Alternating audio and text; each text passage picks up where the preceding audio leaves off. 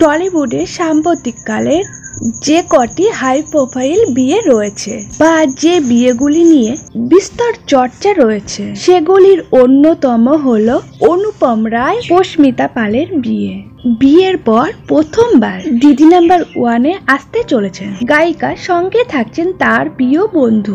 মার্চের 2 তারিখে আইনি বিয়ে সেরেছেন গায়িকা পস্মিতা পাল এবং গায়ক অনুপম রায়। অনুপম রায়ের এটা তৃতীয় বিয়ে এবং পস্মিতা পালের দ্বিতীয় বিয়ে। গত বছরই অনুপমের প্রাক্তন স্ত্রী প্রিয়া চক্রবর্তী অভিনেতা পরমব্রত চট্টোপাধ্যায়কে বিয়ে করেন। তার কয়েক মাসের ব্যবধানে তারা বিয়ে করেই চরমতর চর্চা শুরু হয় তাদের বিয়ে নিয়ে। এবার বিয়ের পর দিদি নাম্বার 1-এ আসলেন।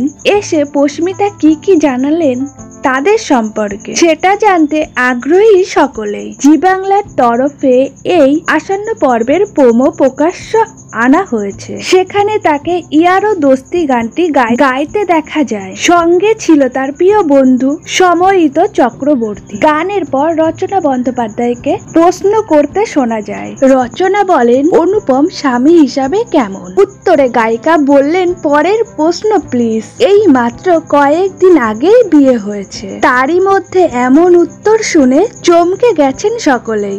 যদিও উত্তরটা তিনি নিতান্ত মজা করেই দিয়েছেন। আগামী 31শে মার্চ এই পর্বটি সম্প্রচারিত হবে।